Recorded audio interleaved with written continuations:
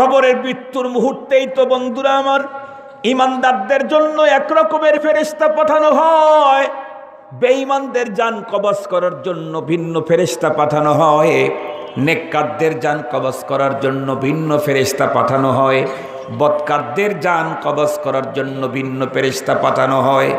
কবরের ভিতরে ঢুকতেই মুসলমান বন্ধুরারে আমার ওখানেও চেকিং শুরু হয়ে যায়।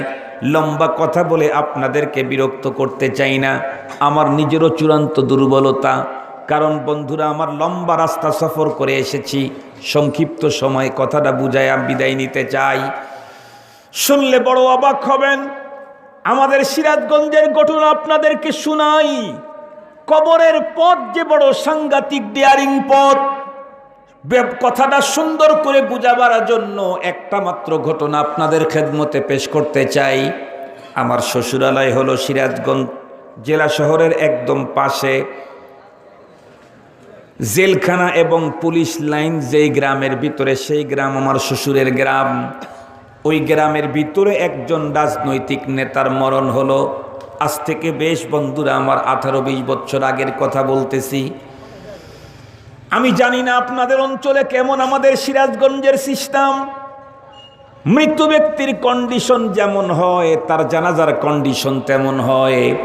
তার মানে মৃত ব্যক্তি যদি গরিব হয় তার জানাজার উপস্থিত লোক কম হয়, মৃত ব্যক্তি যদি ধনী কোটিপতি নেতা পজিশনের হয় তার জানাজার লোক অনেক অনেক গুণে বেড়ে যায়।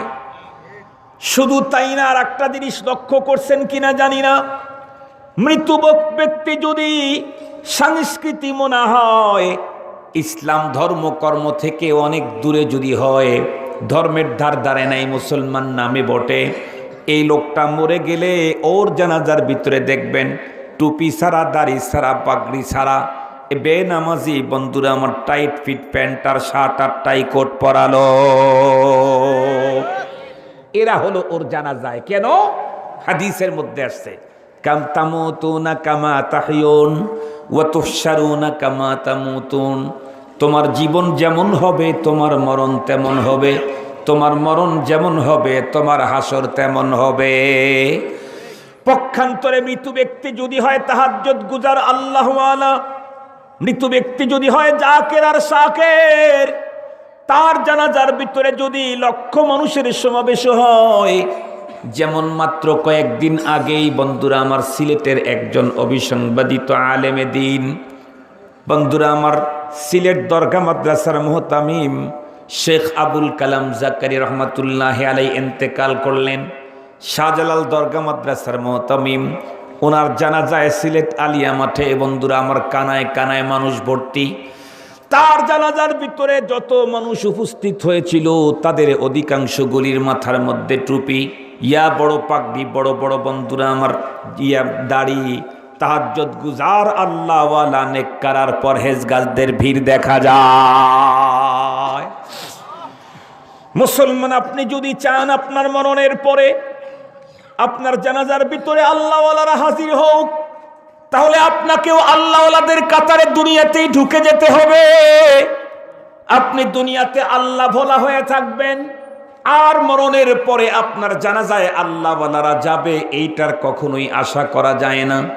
আল্লাহ পাক রব্বুল আলামিন আমাদেরকে দুনিয়ার হায়াতের জিন্দেগিতে আল্লাহওয়ালাদের তালিকায় ঢোকার তৌফিক দান করে দিক। বলতেছিলাম বন্ধুরা আমার, আমাদের সিরাজগঞ্জের কান্দাপাড়া গ্রামের কথা। ওই গ্রামে একজন রাজনৈতিক নেতার মরণ হলো।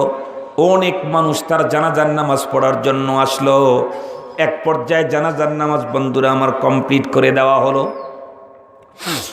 জানাজার নামাজ পড়ার পরে কিছু মানুষ তো এমন থাকে যারা তাদের বিশেষ প্রয়োজনের কারণে জানাজার নামাজ পড়েই চলে যায়, আর কিছু মানুষ চিন্তা করে এই বন্ধুর জীবদ্দশায় আমার জন্য সে কত টাইম পাস করছে, তার জন্য আমি কত টাইম পাস করেছি। আজকে তো বন্ধু আমার কাছ থেকে জীবনের শেষ সময় নিবে, আর তো আর জীবনেও কোনোদিন বন্ধুর জন্য আমার সময় ব্যয় করতে আর হবে না কোনোদিন। সুতরাং শেষ মুহূর্তে বন্ধুর জন্য একটু অপেক্ষা করে মাটিটা তার বন্ধুরা আমার কবরে দিয়ে তারপরে যাব। হাদিস শরীফের ভিতরে রাসূল করিম সাল্লাল্লাহু আলাইহি ওয়াসাল্লাম ইরশাদ করেন, মান শাহিদাল জানাজাতা হাত্তা ইউসাল্লা আলাইহা ফালাহু কিরাত তুদফানা ফালাহু কিরাতান। কিলা মাল কিরাতান ইয়া রাসূলুল্লাহ? ক্বালা মিসলুল জাবালাইনিল আযীমাইন। বিশ্বনবীজি বলেন, তোমাদের ভিতরে কেউ যদি কোনো মুসলমানের জানাজায় উপস্থিত হয়ে শুধুমাত্র কেবলমাত্র নামাজ পড়লা, যে নামাজ পড়ল তার আমল নামায় আল্লাহ পাক 1 কিরাত নেকি দান করবেন। আর যে ব্যক্তি নামাজ পড়ার পরে দাফন কাজে অংশগ্রহণ করা পর্যন্ত ওয়েটিং করলো, সহযোগিতা করলো, নবীজি বলেন তাকে আল্লাহ পাক 2 কিরাত নেকি দান করবেন। সাহাবায়ে কেরাম জিজ্ঞাসা করলেন, মাল কিরাতানি ইয়া রাসূলুল্লাহ? কিরাত বলতে কোন জিনিস বোঝানো হয় তা তো বুঝলাম না আমরা নবীজি উত্তর করলেন, কেন, এই পৃথিবীর সবচাইতে বড় 2 পাহাড় সমপরিমাণ হলো 2 কিরাত। এই কারণে মুসলমান কোনো একজন মুসলমান আর একজন মৃত্যু মুসলমানের জানাজায় উপস্থিত হয়ে শুধু নামাজ পড়লেই 1 হিমালয় পর্বত পরিমাণ নেকি তার আমল নামায় দেওয়া হয়। কিন্তু শর্ত হলো এ নামাজটা আদায় করতে হবে মুহাম্মাদুর রাসূলুল্লাহর সুন্নত তরিকায়। নামাজে হাজির হয়ে আল্লাহু আকবার ভূতের মতো চুপ করে দাঁড়াবে, আউযুবিল্লাহ বিসমিল্লাহ দোয়া কালাম কিছুই জানে না। বলেন তো দেখি, ওকেও কি এত নেকি দেওয়া হবে? কখনোই না। সুন্নত তরিকায় ইখলাসের সাথে মুহতাসিবান কেউ যদি পড়ে, তাহলে জানাজার নামাজেই 1 হিমালয় পর্বত সমান নেকি পাওয়া যায়। ওই আল্লাহর বান্দার জানাজা যখন হয়ে গেল, কিছু মানুষ তো চলে গেল, আর কিছু লোক অপেক্ষার প্রহর গুনতেছিল। আমরা কমপক্ষে মাটি দেওয়া পর্যন্ত অপেক্ষা করে তারপরে মাটি দিয়ে তারপরে যাব। আল্লাহর বান্দার লাশটাকে যখন কাঁধের উপরে বহন করে কবরস্থানে নিয়ে যাওয়া হলো, কবরের পশ্চিম পারে যখন লাশটা জমিনের ভিতরে নামানো হলো, এরপরে 2 থেকে 3 জন কবরের ভিতরে নেমে গেল লাশটাকে কবরের ভিতরে শোয়া দেওয়ার জন্য। এরপরে খাটের থেকে লাশটা তারা তাদের হাতে নিল, লাশটা নিয়ে কবরের ভিতরে নামাইল। এখন পর্যন্ত দোয়া কালাম পড়ে নাই, এখন পর্যন্ত উপরের বাঁশগুলি সুন্দর করে সাজায় নাই, এখন পর্যন্ত বন্ধুরা আমার চাটাই দেয় নাই।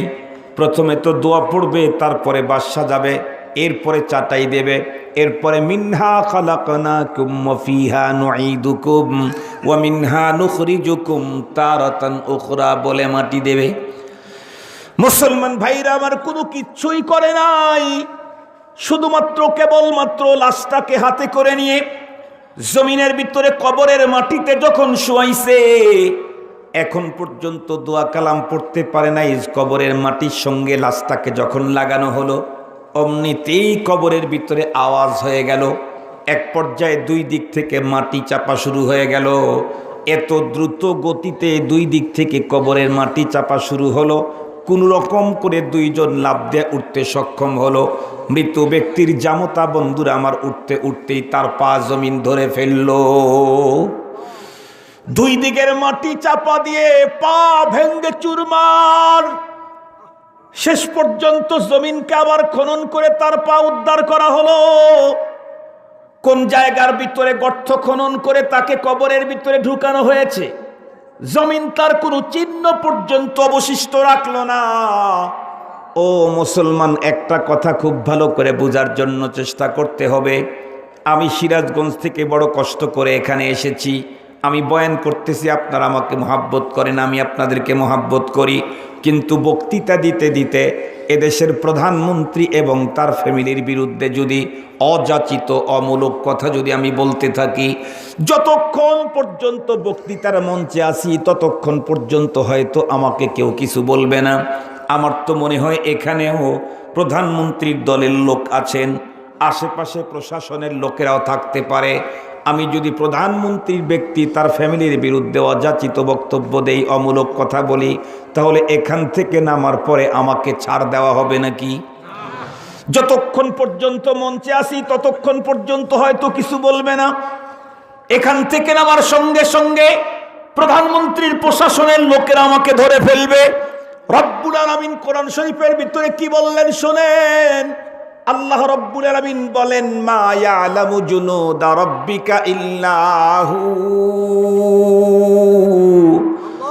মা ইয়ালামু জুনুদা রাব্বিকা ইল্লাহু।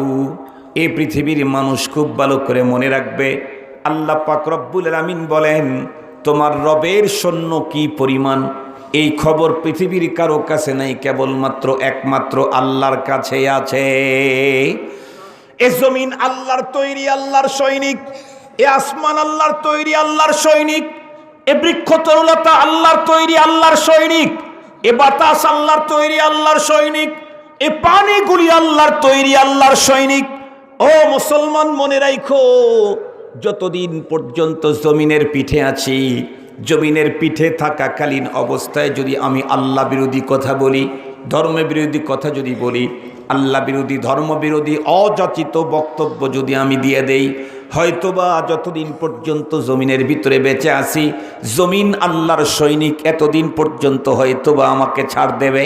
কিন্তু যেদিন আমাকে 3 সাদা কাপড়ের প্যাকেটের ভিতরে প্যাকেট করে জমিনের ভিতরে যখন ঢুকায় দিবে, তখন আল্লাহর সঙ্গে বেদবিকারী বেদবদেরকে আল্লাহর সৈনিক জমিন 1 সেকেন্ড ছাড় দিতে রাজি হবে না। 1 সেকেন্ড ছাড় দিতে রাজি হবে না। মুসলমান ভাইরা রে, আমার কথাগুলা ভালো করে বুঝার জন্য চেষ্টা করবেন। রব্বুল আলামিন তাই তো কোরআন শরীফের ভিতরে বলে দিয়েছেন, ইয়া আইয়ুহাল্লাযীনা আমানুত্তাকুল্লাহ, ইয়া আইয়ুহাল্লাযীনা আমানুত্তাকুল্লাহা হাক্কা তুকাতিহি ওয়া লা তামুতুন্না ইল্লা ওয়া আনতুম মুসলিমুন। আল্লাহ পাক ডেকে বললেন, ও ঈমানদার, খবরদার 2টা কাগজ কমপ্লিট না করে তুমি কখনোই কবরের পথের যাত্রা করো না। কারণ এ পথের বাঁকে বাঁকে, ফাঁকে ফাঁকে মোবাইল কোড বসানো আছে। চূড়ান্ত ডিয়ারিং, সাংঘাতিক সঙ্গীন পথ হলো কবরের পথ। এইখানে কোনো বন্ধু নাই। কবরের ভিতরে আমাকে শাস্তি দেওয়া হবে, আপনাকে শাস্তি দেওয়া হবে। ও মুসলমান, হাদিসের মধ্যে আসছে গায়রুস সাকালাইন, জিন ইনসান এই সাজা বুঝার কোনো কায়দা নাই। এই জন্যে আমি আপনাদেরকে লম্বা কথা বলতে চাই না। রব্বুল আলামিন আমাদেরকে নোটিশ দিয়ে দিলেন, খবরদার কমপ্লিট মুসলমান না হয়ে কবরের পথে যাত্রা করো না। তাহলে আমাদেরকে ঈমান আর ইসলাম 2টা কাগজ কমপ্লিট করা দরকার আছে না নাই? একটু জোরে বলেন। এই 2 কাগজ ছাড়া কবরের পথে গেলেই খবর। এই 2 কাগজ ছাড়া কবরের পথে গেলেই খবর। একটা হলো ঈমান আর একটা হলো ইসলাম। ঈমান কাকে বলে, ইসলাম কাকে বলে? সুপ্রসিদ্ধ হাদিসে জিবরাইলে একদম বিস্তারিত বর্ণনা এসেছে। ওমর রাদিয়াল্লাহু তাআলা আনহু হাদিসখানা বর্ণনা করছেন। উনি বলেন, বাইনামা জালিসুন ইনদা রাসূলিল্লাহি সাল্লাল্লাহু আলাইহি ওয়াসাল্লাম, আমরা নবীজির দরবারে বসা ছিলাম, এমতো অবস্থায় একজন আগন্তুকের আগমন ঘটল।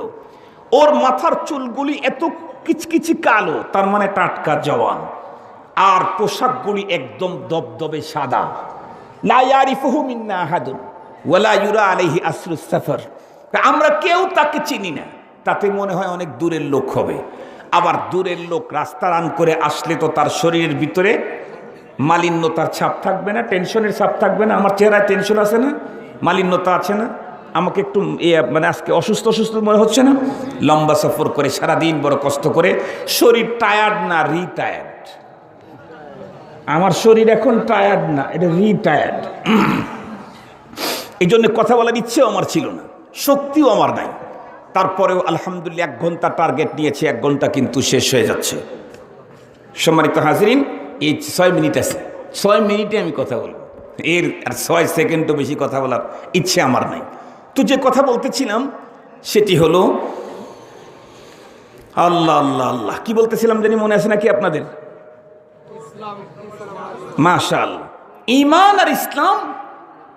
জিবরাইল আমিন ওই এই লোকটা আসার পরে নবীজিরকে সালাম দিয়ে নবীজির কাছে বসলো, নবীজির রানের উপরে হাত রাখলো। হাত রাখার পরে নবীজিকে একের পরে এক প্রশ্ন করলো। সাহাবায়ে কেরাম বলেন, প্রশ্ন করার ভঙ্গিমায় ভাবতেছিলাম এই লোকটা কিচ্ছু জানে না, কিন্তু নবীজি যখন উত্তর দেন তখন এই উত্তর আবার সত্যায়িত করে, তাতে মনে হয় আগের থেকে সবই জানা। ইয়াসআলুহু ওয়া ইউসাদ্দিকুহু, হাদিসের মধ্যে এসেছে। তো নবীজির রানের উপরে হাত রেখে বলতেছে, মাল ঈমান ইয়া রাসূলুল্লাহ, ঈমান কি জিনিস ওগো নবীজি? তো বললেন, আনতুমিনা বিল্লাহি অমক অমক অমক অমক অমক অমক, এটার নাম ঈমান। তখন বলে, সাদাক্তা ইয়া রাসূলুল্লাহ, হুজুর আপনি ঠিক উত্তর দিয়েছেন। এরপর জিজ্ঞেস করে, মাল ইসলাম ইয়া রাসূলুল্লাহ, ইসলাম কি জিনিস? তো নবী আলাইহিস সালাম যখন বলছেন এটা এটা এটা এটা এটা, তখন বলতেছে, সাদাক্তা ইয়া রাসূলুল্লাহ, হুজুর আপনি ঠিক উত্তর দিয়েছেন। তো হাদিসে জিবরাইলে ঈমান কাকে বলে, ইসলাম কাকে বলে, এর স্পষ্ট বর্ণনা এসেছে।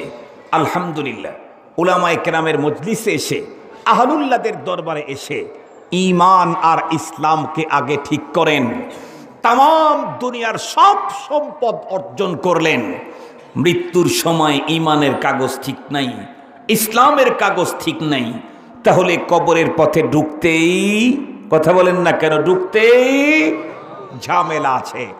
দুনিয়ার কিচ্ছু অর্জন হয় নাই, দুনিয়ার কিচ্ছু অর্জন করতে পারেন নাই, কিন্তু ঈমান ক্লিন, ইসলাম পরিপূর্ণ মুকাম্মাল, তাহলে তো কবরের পথের যাত্রা করতে প্রবলেম তো নাই। বরং মৃত্যুর সময় যত ঘনায় আসবে, আল্লাহ পাক তখন মরণের পরে আমার যে ঠিকানা জান্নাত হবে এটা আমাকে দেখায়া দেবে। সম্মানিত হাজিরিন, এই জন্যে আমরা অবশ্যই ঈমান কাকে বলে কি জিনিস এটা আমরা শিখব, ইসলাম কাকে বলে কি জিনিস এটা আমরা শিখব। নিজেদের ঈমান আর ইসলামকে সুন্দর করে এরপরে কবরের পথে যাত্রা করব, নাইলে কিন্তু কবরে খবর আছে। আল্লাহ পাক রব্বুল আলামিন আমাদের সকলকেই ঈমান এবং ইসলাম সুন্দর করার তৌফিক দান করুক।